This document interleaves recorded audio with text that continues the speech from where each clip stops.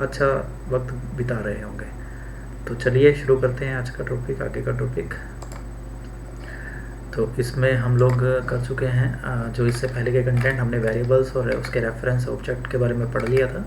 आगे हमारे पास जो अभी नेक्स्ट कंसेप्ट था वो था mutable and immutable types. Mutable जो है और इम्यूटेबल एक कंसेप्ट है पाइथन के अंदर, जिसके ज़रिए हम डाटा टाइप्स को दो कैटेगरी में डिवाइड कर सकते हैं।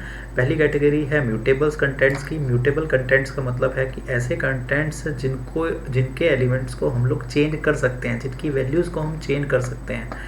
बेसिकली इसमें चेंज से मतलब ये है कि हम उस पर्टिकुलर मेमोरी लोकेशन पर रखे हुए कंटेंट को चेंज कर सकेंगे। जैसे अगर आप इसको देखेंगे, आप इम्यूटेबल डाटा टाइप के लिए जो लिखे गए हैं डाटा टाइप वो है integer, float, Boolean, string and tuple. दूसरी तरफ म्यूटेबल डाटा टाइप्स में लिखा है लिस्ट, डिक्शनरी एंड सेट्स। तो यहाँ एक भ्रांति, एक दिक्कत हम लोगों को ये हो सकती है देखने में, पढ़ने में शुरू में, कि क्या हम कोई वेरिएबल जो कि इंटीजर टाइप का होगा, क्योंकि इंटीजर इम्यूटेबल है, तो क्या हम उस वेरिएबल की वैल्यू को चेंज नहीं कर पाएंगे। जैसे अगर x हमने एक वेरिएबल डिक्लेयर किया, उसको मैंने अगर डाला है 20 और उस 20 को देखकर आपको ये पता लग रहा है कि 20 इज ए इंटीजर वैल्यू, तो as per the detail given in mutable and immutable data type, क्या हम इस 20 को चेंज नहीं कर सकते, x की वैल्यू को चेंज नहीं कर सकते, क्या नहीं कर सकते। आपको पता है कि हालांकि आपने इससे पहले किया कि आप x 20 है उसको बाद में चलकर आगे कभी भी उसको 40 कर सकते हैं, उसको चेंज कर सकते हैं। तो यहाँ इम्यूटेबल से क्या मतलब है, ये हमें थोड़ा समझने की जरूरत है। इम्यूटेबल से यहाँ मतलब है कि आपने देखा था कि बेसिकली ये वेरिएबल्स जो हैं they are referring to some memory location, they are referring to objects. तो बेसिकली जब x की वैल्यू हमने 20 डाली है तो इसका मतलब x एक ऐसे ऑब्जेक्ट को रेफर कर रहा है जो क्या कंटेन किया हुआ है, एक इंटीजर वैल्यू 20 कंटेन किए हुए है। अब अगर हम इस एक्सप्रेशन, नेक्स्ट एक्सप्रेशन की बात करें तो होगा क्या कि x इस बार जो वैल्यू कंटेन किए हुए है वो एक ऐसे ऑब्जेक्ट की वैल्यू कंटेन किए हुए है, या उसके पास ऐसी वैल्यू है जिसकी ऑब्जेक्ट की वैल्यू कितनी है, 40 है। तो यहाँ वाली स्टेटमेंट में x जो है रेफर कर रहा था इस वैल्यू को, जबकि इस स्टेटमेंट के अंदर ये एक दूसरे ऑब्जेक्ट को रेफर करने लगा जिसकी वैल्यू कितनी थी, 40 थी। तो कहने का मतलब बाकी लैंग्वेजेस में जहाँ म्यूटेबल इम्यूटेबल कंसेप्ट एग्जिस्ट नहीं करता, होता क्या है कि मेमोरी लोकेशन सेम रहती है जबकि उसके कंटेंट्स में बदलकर वैल्यू नई हो जाती है। यानी कि जब मैं ये स्टेटमेंट करूँगा किसी दूसरी लैंग्वेज के अंदर तो हो सकता है क्या होगा कि x की वैल्यू 20 के बजाय उसी लोकेशन पर नई वैल्यू क्या हो जाएगी, 40 हो जाएगी। यानी ये 20 चला जाएगा उसी लोकेशन पर, सेम लोकेशन मैं बार बार जिस जगह निशान लगा रहा हूँ, ये रेफरेंस, ये मैं एड्रेस, इस जगह पर बदल कर कितना हो जाएगा, 40 हो जाएगा। तो वो बदलेगा, उस केस में हम उसको बोलेंगे म्यूटेबल, कि वो लोकेशन जो है वो बदल सकती है। बट पाइथन के केस में यहाँ क्या हो रहा है कि उस ऑब्जेक्ट की वैल्यू नहीं बदली, ऑब्जेक्ट अपनी जगह 20 ही रहा, क्योंकि उस लोकेशन पर 20 ही रहा, वो ऑब्जेक्ट वैसे का वैसा है। लेकिन आपका x एलिमेंट वेरिएबल जो है वो अब किसी दूसरे नए ऑब्जेक्ट को रेफर करने लगा जिसकी वैल्यू कितनी है, 40 है ये जगह पर। तो this is the thing related to mutable and immutable concept. तो आपका इंटीजर, फ्लोट, बुलियन, स्ट्रिंग, ये सारे इम्यूटेबल कैटेगरी के अंदर आते हैं, जबकि म्यूटेबल जो है वो लिस्ट है। तो लिस्ट का मतलब एक बार लिस्ट बने हुए एलिमेंट्स के बीच में हम चेंजेस कर सकेंगे, जबकि स्ट्रिंग जब होगा तो स्ट्रिंग के अंदर चेंजेस नहीं कर पाएंगे। तो आज की क्लास में शायद हम वो भी आज थोड़ा सा जल्दी डिस्कस करेंगे। तो this is the concept mutable and immutable. Then comes next, हम लोग टोकन के अंदर ये सारी चीज़ें पढ़ रहे हैं, टोकन्स के डिटेल्स पढ़ रहे हैं। बेसिकली टोकन्स हम पढ़ चुके थे बेसिक, उसके बाद उनके अंदर क्या क्या कंटेंट आते हैं वो हम देख रहे हैं क्या करके। तो ऑपरेटर्स है नेक्स्ट हमारे पास। ऑपरेटर्स से आपको पहले भी जैसे बताया था कि operator are just to do some operations, and operators in Python are just shown with help of some special some you can say symbols basically, and those symbolic values or symbolic symbols are to show some operation, like this plus minus, this operation is greater than, less than. तो these are the operators। अब इन operators को उनकी working के हिसाब से Python के अंदर या किसी भी लैंग्वेज के अंदर जो है वेरियस टाइप्स में कन्वर्ट किया जा सकता है, बदला जा सकता है। तो वेरियस टाइप जो हैं, जैसे आपके पास अर्थमेटिक ऑपरेटर हो सकते हैं, रिलेशनल ऑपरेटर हो सकते हैं, आइडेंटिटी ऑपरेटर हो सकते हैं, लॉजिकल ऑपरेटर हो सकते हैं, बिटवाइज हो सकता है, मेंबरशिप हो सकता है। तो अर्थमेटिक ऑपरेटर्स जो बेसिक ऑपरेटर हैं, प्लस माइनस मल्टीप्लिकेशन, उनकी बाद में आ जाती हैं चीज़ें। रिलेशनल ऑपरेटर जो आपके चेकिंग करने के लिए, जैसे आप लेस देन ग्रेटर देन ये आप देख रहे हैं, इसके अलावा भी less than equals to, greater than equals to आ जाएगा। और इनकी रिटर्न वैल्यू जो होती है वो कोई ना कोई बुलियन वैल्यू रिटर्न होती है। बुलियन आपको पता है कि रिप्रेजेंट होता है ट्रू या फॉल्स के रूप में। तो जब आप कोई वैल्यू चेक करेंगे तो उस केस में वो वैल्यू जो होगी उसका रिजल्ट हमें ट्रू या फॉल्स के रूप में रिटर्न होगा। तो ये रिलेशनल ऑपरेटर से रहता है। देन आइडेंटिटी ऑपरेटर जो है वो हमें बताते हैं कि whether two object are referring to the same you can say memory location or same address basically. So if they are locating to same, then we will say कि those have same identity. और otherwise अगर उनके पास अलग memory address है तो उनकी identity जो है वो डिफर कर सकती है। यानी कि वैल्यू एक होने के बावजूद अगर वो रेफर दूसरे किसी को कर रहा है तो उस केस में उसकी आइडेंटिटी सेम नहीं मानी जाएगी या होगी। तो ये आइडेंटिटी बताने के लिए हम लोगों के पास ऑपरेटर है, यूज़ किया जा सकता है। देन लॉजिकल ऑपरेटर हमारे पास आते हैं। तो लॉजिकल ऑपरेटर रिलेशनल ऑपरेटर से डिफरेंट है। लॉजिकल ऑपरेटर में हमारे पास एंड और नोट आते हैं, जो कि एक से ज़्यादा रिलेशनल ऑपरेटर को जोड़ने में यूज़ होता है। ऐसे ही बिटवाइज ऑपरेटर हैं जो कि लोएस्ट लेवल पर आपके जो वैल्यूज़ हैं उनके बिट्स को अगर आप शिफ्ट करना चाहते हैं, उनके ऊपर कोई कैलकुलेशन ओरिंग वगैरह परफॉर्म करना चाहते हैं, तो उसके लिए बिटवाइज ऑपरेटर को परफॉर्म करके हम लोग वो चीज़ें कर सकते हैं। तो इसकी आपको खास ज़रूरत नहीं पड़ती, क्योंकि आपके सिलेबस के हिसाब से ऐसा कोई प्रोग्राम आप नहीं बनाते जिसमें आप बिटवाइज ऑपरेटर लें। देन मेंबरशिप ऑपरेटर है, जैसे इन है, नोट इन है। ये आपको बता सकता है कि एक पर्टिकुलर लिस्ट के अंदर या एक सीक्वेंस वैल्यूज़ के सेट के अंदर क्या एक वैल्यू एग्जिस्ट करती है या नहीं एग्जिस्ट करती है। तो उसके एग्जिस्टेंस के रूप में, मेंबरशिप के रूप में ये ऑपरेटर बताने के लिए यूज़ किया जा सकता है। देन अगर हम बात करें नेक्स्ट ऑपरेटर एसोसिएटिविटी की, तो वर्किंग का जो सीक्वेंस होता है उस सीक्वेंस को हम लोग एसोसिएटिविटी से जोड़ते हैं।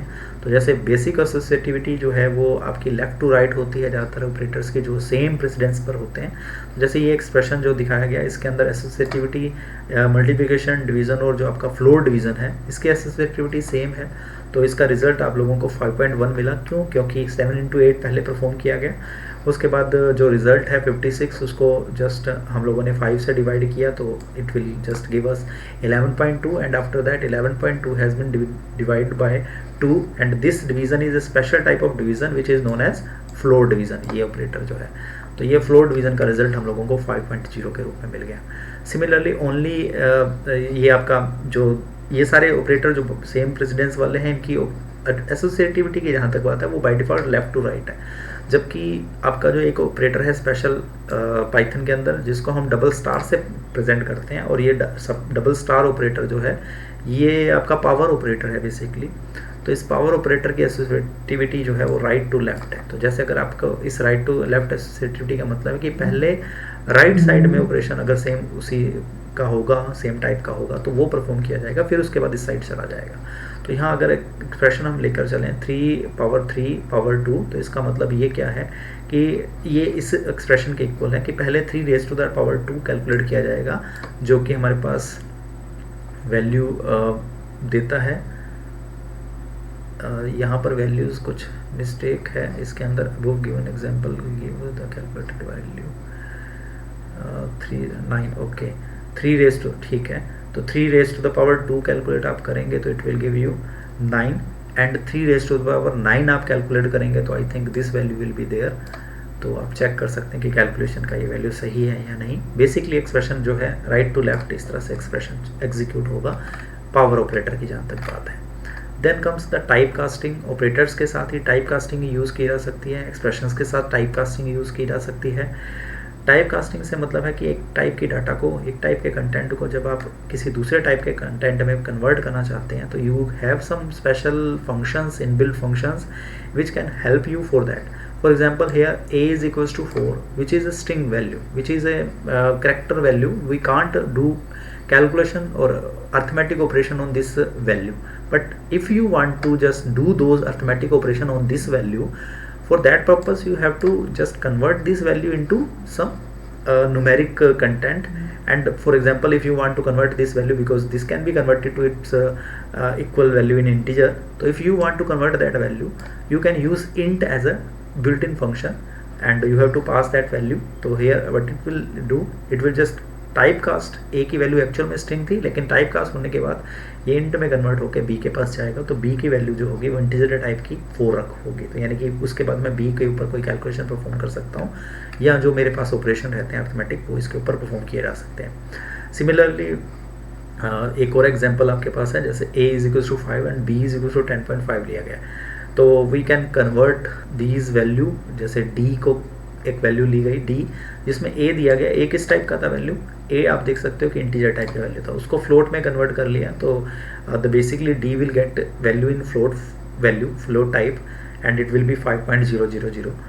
तो this way we can just do the basic type casting, and other type casting function are float, int for example आई गए, कॉम्प्लेक्स में भी कन्वर्ट किया जा सकता है किसी वैल्यू को, और स्ट्रिंग में कन्वर्ट किया जा सकता है। बस आपको ध्यान क्या रखना है कि इंट में जब आप कन्वर्ट कर रहे हो तो एक्चुअली वैल्यू इंटीजर में कन्वर्ट होने लायक होनी चाहिए।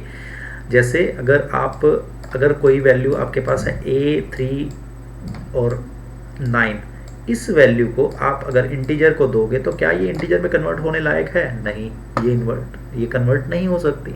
तो ये हमें ध्यान रखना है कि कौन सी वैल्यू कन्वर्ट हो सकती है, कौन सी वैल्यू कन्वर्ट नहीं हो सकती। Then taking input in Python, तो ये this is also the basic thing. आप बेसिक जो आपने ऑपरेशन पढ़े तो उसमें आपने इनपुट लेना आपने सबसे पहले सीखा ही है, तो you can use the input function, and basically by default input function जो रीड करता है कंटेंट वो स्ट्रिंग के रूप में कन्वर्ट करता है। आप चाहें तो अब उसे ऊपर जो आपने फंक्शन पढ़े हैं उनकी मदद से किसी भी टाइप में कन्वर्ट करवा सकते हैं। तो यहाँ आपके पास बेसिक एग्जाम्पल है, ज़्यादा कुछ इसमें अलग नहीं है, तो आप लोगों ने ये पहले देखा हुआ है, इसलिए आगे देखते हैं। Types of statement in Python, तो बेसिकली आपके जो स्टेटमेंट्स हैं, स्टेटमेंट का मतलब है ऑपरेशन, जो आप बेसिकली एक इंस्ट्रक्शन जो लिख रहे हैं, तो जो इंस्ट्रक्शंस हैं उनको हम 3 कैटेगरी में कैटेगराइज कर सकते हैं पाइथन के अंदर। बाय डिफ़ॉल्ट एक इंस्ट्रक्शन जो है खाली इंस्ट्रक्शन, यानी कि इंस्ट्रक्शन ना लिखना, that is a pass instruction which is to show that particular content is not available, the statement is not available, so it will not do anything. You can say it is just to write instruction without giving actual instruction. तो खाली एक instruction देने के लिए खाली एक पास statement दी जा सकती है, तो which will do nothing basically. उसके अलावा जो आप यूज़ करते हो स्टेटमेंट, वो सिंपल स्टेटमेंट्स की कैटेगरी में आती हैं। लेकिन बाकी लैंग्वेजेस की तरह बाकी लैंग्वेजेस में जब एक सेट ऑफ स्टेटमेंट इकट्ठा लिखा जाता है तो उसको ब्लॉक बोला जाता है। तो उस ब्लॉक को कंपाउंड स्टेटमेंट के रूप में हम जानते हैं। जब एक स्टेट ऑफ स्टेटमेंट इकट्ठा 2, 3, 4, 10 कितनी भी स्टेटमेंट एक साथ रखी होंगी तो they will be just a part of a block, and that block में be known as a compound statement. Python के अंदर थोड़ा सा ये अलग है कि पाइथन में कोई ब्लॉक शुरू करने के लिए आपको क्या करना पड़ता है, आपको एक कोलन जो है उससे पहले वाली इंस्ट्रक्शन पर लगाना पड़ता है। तो जैसे आप लोग आगे देखेंगे कि आप लूपिंग वगैरह यूज़ करेंगे, आप कंडीशनल स्टेटमेंट यूज़ करेंगे, तो उस कंडीशनल स्टेटमेंट या लूप का ब्लॉक लिखने के लिए, कंपाउंड स्टेटमेंट लिखने के लिए आपको एक बार कोलन लगाना होगा। कोलन लगाकर आप उन स्टेटमेंट्स को इंडेंट करेंगे। यहाँ देख सकते हैं कि ये जो स्पेस दिया गया है दिस इज़ इंडेंटिंग। तो ये जो आप इंडेंटिंग करेंगे, इस इंडेंटिंग के एक लेवल पर जितनी भी स्टेटमेंट होंगी, इसी लेवल पर जो स्टेटमेंट आएंगी वो एक ब्लॉक का हिस्सा होंगी, वो सारी स्टेटमेंट एक ब्लॉक में मानी जाएंगी। उसको हम क्या कह सकते हैं, टेक्निकली कंपाउंड स्टेटमेंट कह सकते हैं। तो compound statement is a collection of more than one statements, it can have number of statements in it, and that statement in combination are known as compound statement. तो compound statement आप इस तरह से बनाते हैं, देखा है आपने पहले, आप आगे हम और देखेंगे। देन स्टेटमेंट्स को अगर हम उनके एग्जीक्यूशन के हिसाब से डिवाइड करें तो हमारी स्टेटमेंट जो है सिक्वेंशियल टाइप की हो सकती हैं, सिलेक्टिव टाइप की हो सकती हैं, इटरेटिव हो सकती है। सिक्वेंशियल का मतलब है नॉर्मल, जब स्टेटमेंट आपकी पहली चल रही है, दूसरी चल रही है, तीसरी चल रही है, इस तरह से कर चल रही है, तो दिस इज़ दी स्टार्ट मतलब स्टार्ट किया आपने कोई भी प्रोग्राम, उसके बाद स्टेटमेंट इनपुट की, नेक्स्ट कैलकुलेशन परफॉर्म की, प्रिंट किया, जो भी एक सीक्वेंस में चलने वाली स्टेटमेंट है उनको हम सिक्वेंशियल स्टेटमेंट की कैटेगरी में कैटेगराइज करते हैं। कहीं चलकर अगर आपने प्रोग्राम के अंदर कोई ऐसी स्टेटमेंट लिखी हुई है जो कि किसी कंडीशन पर बेस्ड है और उस कंडीशन के हिसाब से वो स्टेटमेंट चलेगी या नहीं चलेगी, तो ऐसी स्टेटमेंट्स को हम सिलेक्टिव स्टेटमेंट की कैटेगरी में कैटेगराइज करते हैं, या वो सिलेक्टिव स्टेटमेंट कहलाती है। तो जैसे यहाँ लिखा गया कि a greater than b, is a greater than b, तो हियर द कंडीशन इज कि whether a is having greater value than b, then depending upon the answer of this question there can be two routes. if a is having value greater than b, then this route will be followed. On the other hand, if the value of a is smaller than the b, then this route will be followed. तो यहाँ statement जो लिखी है या यहाँ statement जो लिखी है, they comes under the selective part, either this will run और दिस विल रन। तो that's why this type of statements are just known as selective statement.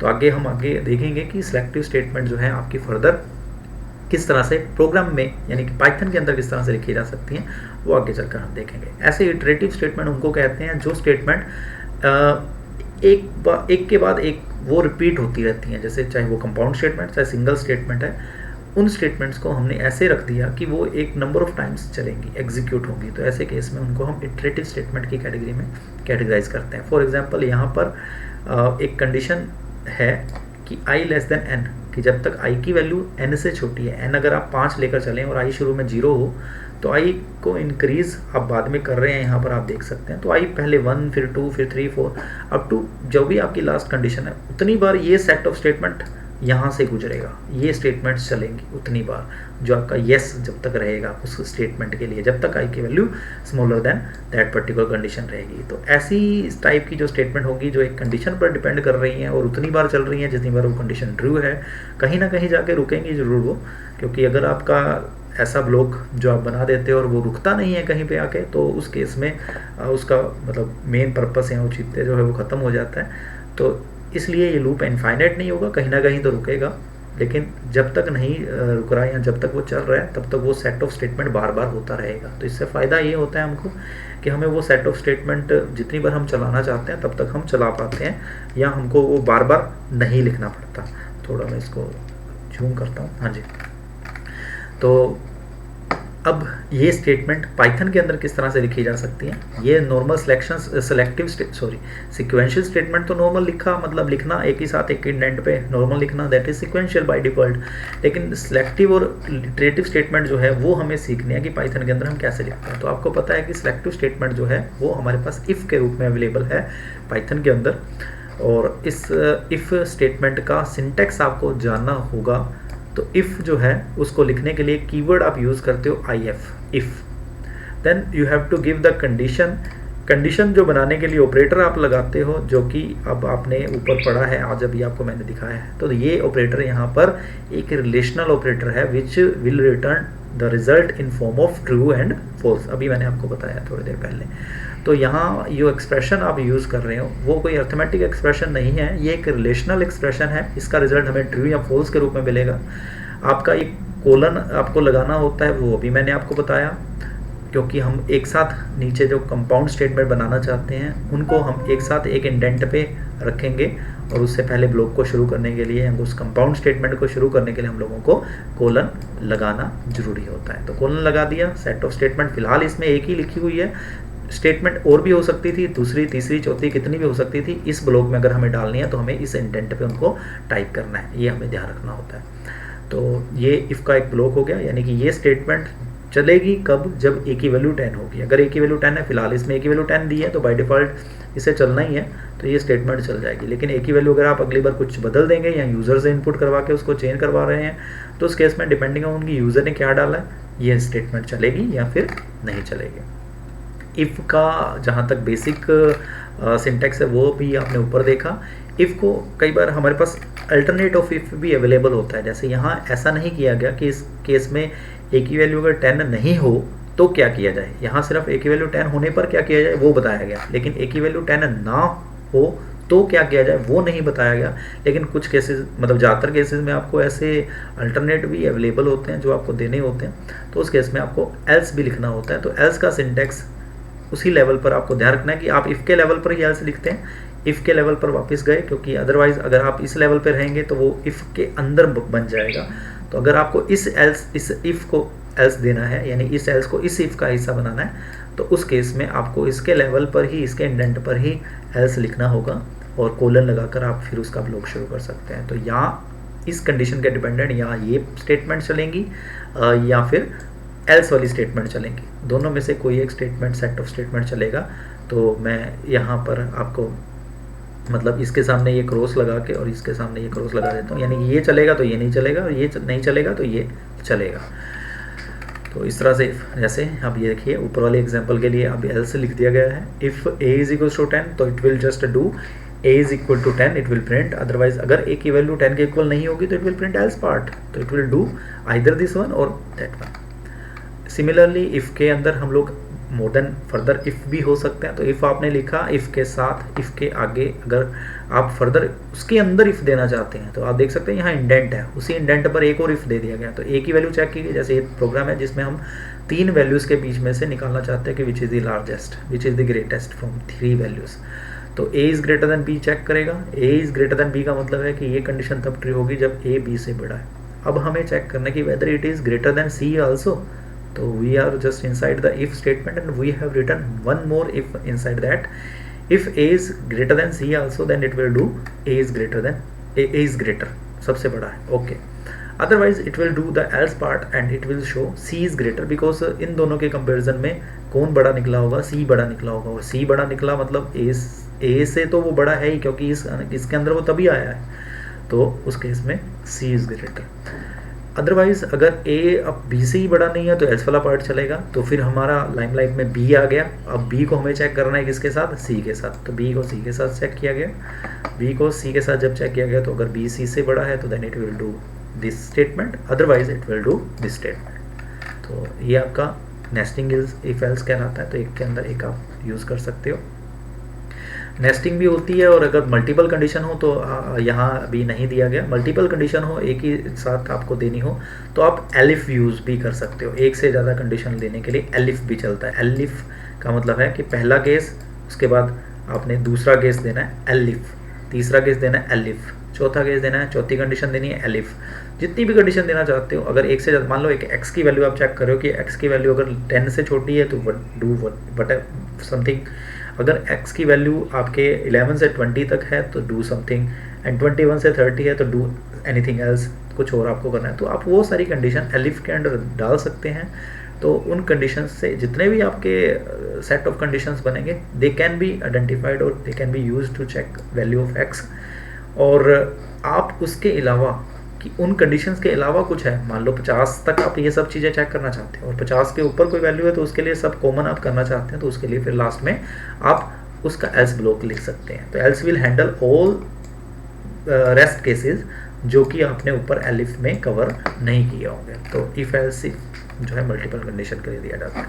Then loop repetitive task है जो अभी आपने ऊपर पढ़ा।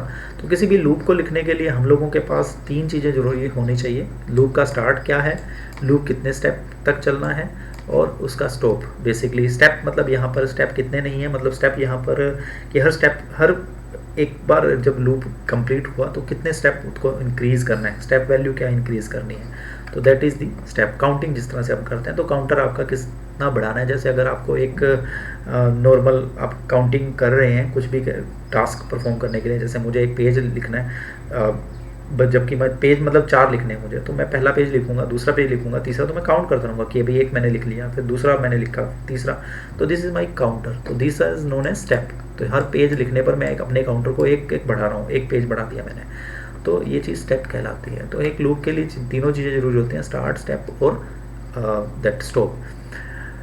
कहीं ना कहीं ये तीनों चीज़ें जरूरी होती हैं, रहती हैं कहीं ना कहीं।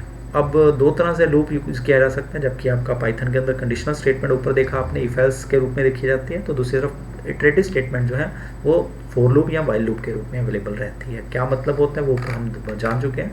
अब फॉर लूप को लिखने का जो सिंटैक्स है उसको लिखने से पहले आपको एक फंक्शन जानना जरूरी है, रेंज फंक्शन। रेंज फंक्शन को आप दो वैल्यू दे सकते हो, दो इंटीजर वैल्यू अगर आप दोगे तो ये एक लिस्ट के रूप में वैल्यू रिटर्न करता है, जिसमें लोएस्ट जो पहला जो आप इंडेक्स वैल्यू देते हैं वहाँ से शुरू कर कर जो आपने सेकेंड इंडेक्स दिया -1 तक ये लूप एक लिस्ट सीक्वेंस रिटर्न करता है। जैसे अगर आपने रेंज फंक्शन को कॉल किया और आपने 0 और 5 रिटर्न किया, पास किया उसके अंदर, तो एक लिस्ट वैल्यू क्रिएट करेगा जिसमें लिस्ट के अंदर पहला एलिमेंट 0 से शुरू करेगा और 5 - 1 यानी 4 तक वो लिस्ट के एलिमेंट हो गए, 0 1 2 3 4 आप कह सकते हो, यहाँ लिस्ट जनरेट होगी।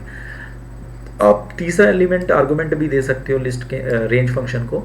तीसरा आर्गुमेंट हर पर्टिकुलर जो एलिमेंट है उसके जनरेशन के बाद कितने स्टेप का इंक्रीमेंट लेना है वो बता सकता है। बाय डिफ़ॉल्ट स्टेप इंक्रीमेंट 1 का रखा गया है, आपने यहाँ कुछ नहीं बताया था, तो यहाँ बाय डिफ़ॉल्ट इसका मतलब एज्यूम जो किया गया या लेकर जो बाय डिफ़ॉल्ट वैल्यू चली गई रेंज फंक्शन के लिए वो 1 लेकर चली गई, इसीलिए 0 के बाद 1 आया, 1 के बाद 2 आया, 2 के बाद 3 आया।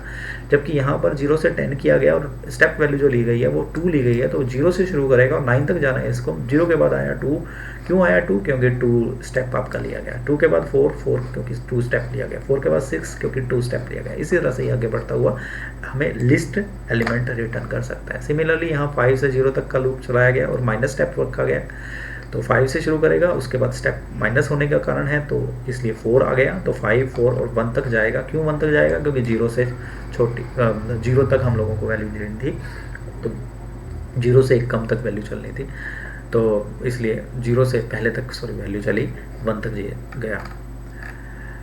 देन इसके अलावा जंप स्टेटमेंट लूप्स के अंदर यूज़ होती हैं। तो ब्रेक स्टेटमेंट एक ऐसी स्टेटमेंट है जब कभी एग्जीक्यूट होती है तो लूप आपका टर्मिनेट हो जाता है, प्री टर्मिनेट। वैसे लूप जो टर्मिनेट होते हैं वो इस कंडीशन की वजह से टर्मिनेट होता है। जब ये कंडीशन अचीव हो जाती है, जब तक ये कंडीशन ट्रू रहती है चलता रहेगा, जब ये कंडीशन अचीव हो जाती है तब जाकर ये लूप जो है टर्मिनेट हो जाता है। तो यहाँ पर ब्रेक स्टेटमेंट उसी काम को करने के लिए ब्रेक स्टेटमेंट जो है प्री टर्मिनेट करने के लिए। कई बार आपकी कंडीशन के डिपेंडेंट आपको उस लूप को पूरा नहीं चलाना, बल्कि एक कंडीशन आने पर आप लूप को एग्जिट कर देना चाहते हो, तो for that purpose break statement जो है वो चलती है। तो यहाँ ब्रेक आप किसी भी लूप में लिख सकते हो, फोर लूप में भी हो सकती है, वाइल लूप के अंदर भी हो सकती है। यहाँ जो है उस चीज़ का एग्जांपल है, जैसे लूप का लिखने का सिंटैक्स, वाइल लूप के अंदर सिंपली आप कंडीशन देते हो, जबकि फोर लूप के अंदर आपको वो इंडेक्स देने होते हैं, लिस्ट देनी होती है। तो यहाँ लिस्ट बनाने के लिए यूज़ किया गया रेंज फंक्शन का। तो फोर सीन रेंज मतलब 1 से लेकर 10 तक, पहले 1 2 3 4 अप टू 10 ये चलेगा। अब लेकिन दोनों लूप्स के अंदर आप देख सकते हो सी की वैल्यू 5 होने पर ये ब्रेक लगाया गया। तो सी की वैल्यू 5 होने का मतलब है कि पहले सी की वैल्यू, क्योंकि यहाँ भी देख सकते हो 1 से शुरू हो रहा है, ये भी आपका ऊपर 1 है, ये ना भी हो तो फिर भी ये 1 से ही शुरू होना था। वैसे यहाँ ये 1 देना जरूरी रहेगा, अच्छा रहेगा, क्योंकि ये वाइल लूप है। तो अब इसको अगर नॉर्मली चलाते, अगर ये स्टेटमेंट ना होती तो ये 1 से लेकर 10 तक चलता, इस केस में भी और इस केस में भी। लेकिन यहाँ ये चल पा रहा है कहाँ तक? 4 तक। यहाँ पर भी ये चला 4 तक। रीज़न उसका क्या रहा? रीज़न कि आपका ये पर्टिकुलर जो n की वैल्यू इसमें ली है इसने 4, n की वैल्यू अच्छा यूज़र ने डाली गई है, ठीक है। तो यहाँ पर आपका 4 तक चला, यहाँ पर भी 4 तक चला, क्योंकि c की वैल्यू 5 होने की वजह से लूप आपका टर्मिनेट हो जाएगा और लूप टर्मिनेट होके आगे नहीं बढ़ पाएगा। तो ये आपका ब्रेक के कारण होता है। तो ब्रेक कई बार आपको किसी कंडीशन के आने पर ब्रेक करना होता है, तो आप ये ब्रेक स्टेटमेंट यूज़ कर सकते हैं। इसीलिए इसी तरह से मेंबर ऑपरेटर में हमें पढ़ा था इन ऑपरेटर। तो इन ऑपरेटर हमें ट्रू या फॉल्स रिटर्न करता है डिपेंडिंग अपॉन कि एक एलिमेंट किसी सीक्वेंस के अंदर अवेलेबल है या नहीं। जैसे 3 इन अगर आप चेक करोगे इस लिस्ट के अंदर है तो ट्रू रिटर्न किया। अगर आप 5 इन लिस्ट चेक कर रहे हो तो आपने को ये वैल्यू क्या मिली? फॉल्स मिली, क्योंकि वो एलिमेंट वहाँ मौजूद नहीं है। Then 5 not in this particular element, आपको क्या मिला? ट्रू मिला, क्योंकि ये इसके अंदर मौजूद नहीं है। जैसे ही जंप स्टेटमेंट में एक दूसरी स्टेटमेंट आती है कंटिन्यू स्टेटमेंट। कंटिन्यू और ब्रेक में थोड़ा सा बच्चे थोड़ा कंफ्यूज रहते हैं, तो इसलिए थोड़ा ध्यान से देख लें कि कंटिन्यू क्या करता है? प्री टर्मिनेंट लूप को नहीं करता। जबकि आपका यहाँ जंप स्टेटमेंट थी पहले, तो ये लूप को बाहर ले गई थी, जबकि कंटिन्यू चलने पर लूप नेक्स्ट काउंटर के साथ, नेक्स्ट इटरेटिव स्टेटमेंट के साथ शुरू से दोबारा शुरू हो जाता है। मतलब लूप शुरू से नहीं, मतलब आपके इटरेटिव स्टेटमेंट के साथ शुरू से नहीं, नेक्स्ट इटरेटिव स्टेटमेंट के साथ जो आपकी वैल्यू है उसके, मतलब पहला स्टेटमेंट है लूप का, उसके जरिए दोबारा से वहाँ से शुरू हो जाता है।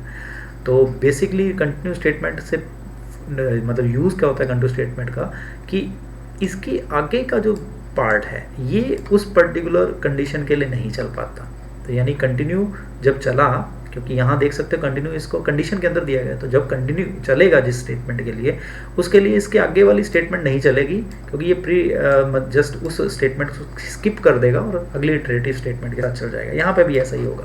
तो इसलिए आप देख सकते हो ये हो क्या रहा है 1 2 3 4, लेकिन 5 जो है वो नहीं हुआ। यानी 5 वाले जो आपका एग्जीक्यूशन था, स्टेटमेंट सेट था 5 वाली वैल्यू के लिए, उसके लिए यहाँ पर कुछ भी नहीं हो पाया। तो 5 को स्किप किया गया बेसिकली इस कंटिन्यू की स्टेटमेंट की वजह से। तो ये फ़र्क है। जबकि आपका इसकी जगह ब्रेक होता तो ये 5 तक ही, सॉरी 5 पर जाकर ब्रेक हो जाता तो यहाँ तक ही चल पाया था। जबकि अब ये चला तो आगे, लेकिन सिर्फ 5 वाले के लिए स्किप हो गया वो स्टेटमेंट, क्योंकि प्रिंट वाली स्टेटमेंट जो है ऊपर जो हमने देखी है वो स्टेटमेंट हमारी स्किप हो गई 5 वैल्यू के लिए, तो इसलिए वो वाली स्टेटमेंट प्रिंट नहीं हुई। तो ये है यूज़ कंटिन्यू स्टेटमेंट का। देन लूप को लूप के अंदर लिखा जा सकता है। तो मल्टीपल, मतलब लूप के अंदर लूप अगर लिख रहे हैं तो आर सी, जैसे आर चलेगा पहले 1 के लिए, तो उस 1 वैल्यू के लिए सी चलेगा 1 to r तक, ये वाली स्टेटमेंट की वजह से। तो पहले 1 वैल्यू के लिए सी जो है वो 1 to r तक चलेगा। ऐसी 2 वैल्यू के लिए, r की 2 वैल्यू के लिए सी वैल्यू 1 to फर्दर r तक चलेगा। इस तरह से करते करते लूप जो है एग्जीक्यूट होता है। तो यहाँ जैसे सिंपल स्टार प्रिंट करने वाला एक प्रोग्राम छोटा सा ही बनाकर दिखाया हुआ है। तो पहली बार मतलब n की वैल्यू के डिपेंडेंट, मान लो n की वैल्यू जैसे यहाँ 5 डाल के दिखाई गई है, तो n की वैल्यू के हिसाब से r की वैल्यू, r वाला लूप चलना है तो 1 से लेकर 4 तक इसको चलना है। तो बेसिकली 1 से लेकर 5 तक, क्योंकि n+1 किया गया तो 5 तक इसको चलना है। तो पहली बार ये 1 के लिए जब चलेगा तो ये चलेगा 1 से r+1 तक। तो कितना हुआ, r की वैल्यू आपके पास 1 है, 1+1 यानी कि 1 ही रहा, मतलब 2 हो गया। तो 1 तक इसको चलना है, यानी एक बार चलना है, तो इसलिए ये एक स्टार प्रिंट करता है। अगली बार ये बढ़ जाएगा, क्योंकि r की वैल्यू 2 के लिए ये चल रहा होगा, तो इसलिए 2 स्टार प्रिंट हो रहे हैं। अगली बार ये 3 स्टार प्रिंट करता है, लाइन चेंज हो जाती है, क्योंकि आपका ये प्रिंट वाली स्टेटमेंट हर लूप के बाद, यानी इस लूप के बाहर, इस लूप के अंदर है, और इस लूप के बाहर, इस लूप के अंदर जो चल रहा है प्रिंट स्टेटमेंट, उसके कारण स्टार स्टार एक ही लाइन में प्रिंट हो रहा है। लेकिन जब ये स्टेटमेंट चल रही है तो ये लूप चेंज कर दे रही है लाइन को। तो ये 5 बार चलेगी स्टेटमेंट और 4 बार चलेगी बेसिकली, और लाइन को चेंज करती रहेगी। इसलिए इस तरह का एक फिगर प्रिंट हो रहा है सामने आपके। इसी तरह से आपके पास स्ट्रिंग क्रिएशन है। स्ट्रिंग क्रिएशन हमने शुरू में भी देखा था, जब एग्जांपल कल हमने लास्ट क्लास में किया था। तो डबल कोट्स के अंदर आप जस्ट कैरेक्टर्स को रख देते हैं तो वो स्ट्रिंग बन जाती है। डिक्लेरेशन ईजी है, कोई दिक्कत नहीं है। आप सिंगल कोट्स में भी रख सकते हो, डबल कोट्स में भी रख सकते हो, दोनों तरह से इसको असाइन कर सकते हो। मल्टी स्ट्रिंग बनानी होती है तो स्लैश से या ट्रिपल स्ट्रिंग से, ट्रिपल जो आपके पैरेंथेसिस ये आपके कोट्स हैं वो लगाकर भी बनाई जा सकती है। यूज़र से लेकर भी आप इनपुट दे सकते हो स्ट्रिंग को। जैसे आपने अपना नाम इनपुट करना है, कोई स्ट्रिंग कुछ टेक्स्ट लेना है यूज़र से, तो you can just use input function for that, and वो आप पहले भी कर चुके हो, तो यहाँ उस चीज़ को भी करके दिखाया। देन स्ट्रिंग के अंदर ट्रेवर्सल हम लोग कर सकते हैं। ट्रेवर्सल से मतलब है कि when you want to just access characters of string 1 by 1, आप शुरू से शुरू करना चाहते हो, दूसरा लेना चाहते हो, तीसरा लेना चाहते हो, चौथा लेना चाहते हो, इस तरह से कैरेक्टर बाय कैरेक्टर स्ट्रिंग को एग्जीक्यूट करना चाहते हो, लेना चाहते हो, तो उसको ट्रेवर्सल बोला जाता है। किसी भी जो कलेक्शन होती है उस कलेक्शन के अंदर के एलिमेंट्स को एक एक रिट्रीव करना, that is the traversal.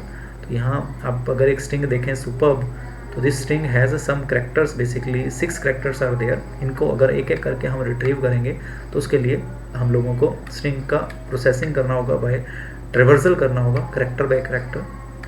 For example यहाँ पर स्ट्रिंग का ट्रेवर्सल इस लैंग्वेज यानी पाइथन के अंदर बहुत ईजी है। आपको एक वेरिएबल लेना है और फॉर लूप के जरिए आप इजीली उसको कर सकते हैं। For example for ch in name, name जो है this is a content having string, तो ch एक एक करके एक कैरेक्टर लेगा, s u और p के लिए एक एक करके चलेगा। आप उसको प्रिंट कर रहे हैं तो इसलिए s प्रिंट हुआ, उसके बाद आप हाइफन ले रहे हैं, हाइफन प्रिंट हुआ, फिर अगली बार ये s की वैल्यू ch की वैल्यू बदल जाएगी u, इसलिए u और हाइफन प्रिंट हुआ। इस तरह से ये प्रिंट करता हुआ चला जाएगा।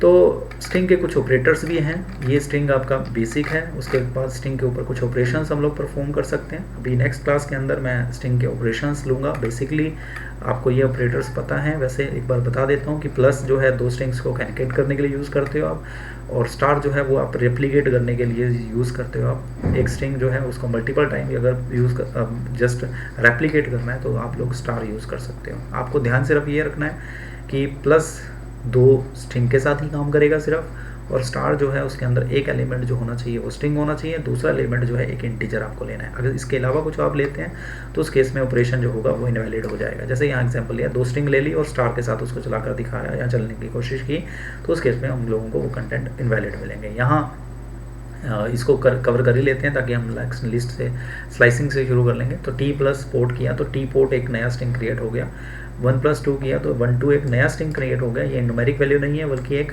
स्ट्रिंग वैल्यू है। सिमिलरली यहाँ इसमें स्टार जो है वो रेप्लिकेट करने के लिए यूज़ किया जा रहा है। स्ट्रिंग स्लाइसिंग भी देख लेते हैं, और क्योंकि लिस्ट ज़्यादा इसी तरह से ही है तो उसमें मुझे ज़्यादा टाइम नहीं लगेगा। तो आपको पता है कि स्ट्रिंग के अंदर जो कैरेक्टर्स होते हैं उनका एक इंडेक्स होता है बाय डिफ़ॉल्ट। इस इंडेक्स को हम 2 तरह से देख सकते हैं, एक इंडेक्स फॉरवर्ड इंडेक्स होता है, दूसरा इंडेक्स जो है बैकवर्ड इंडेक्स होता है। जो पीछे से शुरू होता है वो बैकवर्ड इंडेक्स है, जो शुरू से शुरू होता है वो आपका फॉरवर्ड इंडेक्स है। तो फॉरवर्ड इंडेक्स 0 से शुरू होता है, दूसरी तरफ बैकवर्ड इंडेक्स जो है वो -1 से शुरू होता है। तो आप एक स्ट्रिंग को स्लाइस करके, नॉर्मल स्ट्रिंग आपने जैसे रखा प्रिंट करोगे, पूरी स्ट्रिंग प्रिंट होगी, लेकिन आप अगर उसके किसी स्पेसिफिक लेटर को प्रिंट करना चाहते हो, किसी स्पेसिफिक इंडेक्स एलिमेंट को प्रिंट करना चाहते हो, या एक इंडेक्स से दूसरे इंडेक्स तक के एलिमेंट को प्रिंट करना चाहते हो, कैरेक्टर को प्रिंट करना चाहते हो, तो you can do string slicing. For example यहाँ यूज़ किया गया 0 से 14, तो यहाँ 14 जो है n के रूप में अगर आप देखें तो ये स्लाइसिंग चलता है n-1 तक, जैसे लूप के अंदर, रेंज के अंदर हम लोगों ने देखा। तो यहाँ चलेगा ये 13 तक, यानी कि ये रिटर्न करेगा 0 से। अगर आप ऊपर भी दे देंगे तो यहाँ कोई दिक्कत नहीं आती, एरर नहीं आती, आउट ऑफ इंडेक्स का कोई प्रॉब्लम नहीं रहता यहाँ पर स्ट्रिंग के केस में बेसिकली। तो अगर आपने दिया है 0 से 14 तो 0 से 13 तक इसको वैल्यूज़ लेनी है। तो 0 से 13 यानी कि 0 इंडेक्स पर R E, तो पूरे का पूरे ही लेटर सारे के सारे प्रिंट हो रहे हैं, और इसलिए हम लोगों को पूरा का पूरा वर्ड मिल गया, रिस्पॉन्सिबिलिटी नाम का वर्ड अवेलेबल आ गया। दूसरी तरफ अगर आप 0 से 3 करते हैं तो आपको मिला RES तक, क्योंकि S तक हमारा 2 पर है इंडेक्स और 3 पर उसके बाद वाला हम मतलब 3 n-1 तक जाना है तो 2 तक ही जाएगा। ऐसे 2 से शुरू करके 5 तक गए तो 2 ये है और 3 4 तो SPO मिल रहा है। अब ये नेगेटिव इंडेक्स दिया है तो नेगेटिव इंडेक्स में -7 ये आपका शुरू हो गया, यहाँ से IBIL, और इस वाले नेगेटिव इंडेक्स को इंक्लूड नहीं करना क्योंकि इससे कम तक जाना है हम लोगों को, तो इसलिए IBIL जो है आपको मिल जाता है। तो ये आपने स्ट्रिंग स्लाइसिंग पढ़ी थी, इस तरह से आप यूज़ कर सकते हो। स्ट्रिंग स्लाइसिंग के साथ तीसरा इंडेक्स भी दे सकते हैं, यहाँ कोई एग्जांपल ऐसा दिया नहीं गया, शायद इसके अंदर होगा। तीसरा इंडेक्स आपको अगर आप माइनस दे देते हो, प्लस दे देते हो, या आप जंप करना चाहते हैं, जैसे अगर आप R और उसके बाद S और उसके बाद O या S, ये नेक्स्ट यानी एक एलिमेंट छोड़कर लेना चाहते हो अल्टरनेट एलिमेंट्स, तो आप तीसरा इंडेक्स जो दे सकते हो यहाँ पर, तीसरा एलिमेंट कोलन डालकर, जैसे अगर आपने 2 दे दिया, ये एलिमेंट आपने कुछ भी रखा, ये आपने 0 से शुरू होगा तो पहले 0 एलिमेंट को यानी कि R को लेगा, फिर S को लेगा, फिर आपका O को लेगा।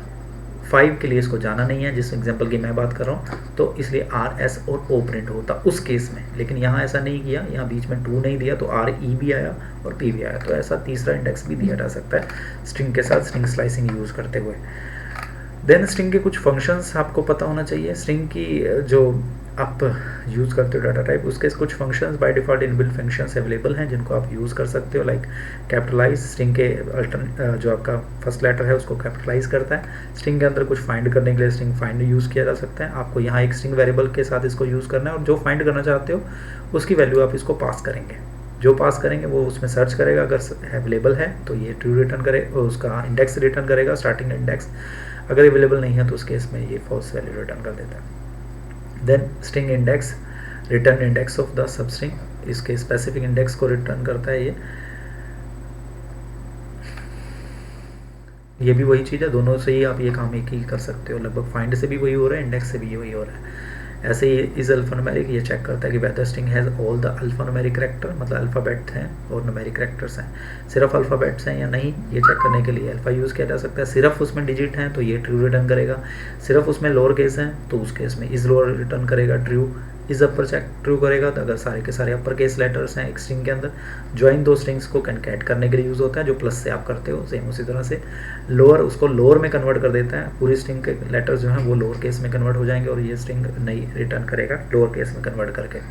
स्ट्रिंग को अपर में कन्वर्ट करने के लिए स्ट्रिंग अपर यूज़ किया जा सकता है। उसकी लेंथ फाइंड आउट करने के लिए, लेंथ मतलब कितने कैरेक्टर्स उसके अंदर अवेलेबल है, उसके ऑर्डिनल, उसके कैरेक्टर्स को ऑर्डिनल या यूनिकोड वैल्यूज देने के लिए जो उसके यूनिकोड वैल्यू हैं, उसकी वैल्यू हैं, उनको लेने के लिए ऑर्डर यूज़ किया जा सकता है। सिमिलरली रिवर्स्ड जो है रिटर्न करता है पूरी स्ट्रिंग के सीक्वेंस को उलट कर। तो जैसे अगर आपने कोई स्ट्रिंग डाली है, आपके नाम पिंक डाला है PINK, तो स्ट्रिंग रिटर्न हो जाएगी KNIP, ठीक है। स्लाइस, इसी तरह से स्लाइसिंग आप जैसे ऊपर आपने किया है वही ज़्यादा हम यूज़ करते हैं, बाकी आप स्लाइस इससे भी यूज़ कर सकते हैं स्लाइस फंक्शन के थ्रू, जिसमें आप उसके आर्गूमेंट के रूप में उसके इंडेक्स प्राइस करके भी स्लाइस कर लोगे।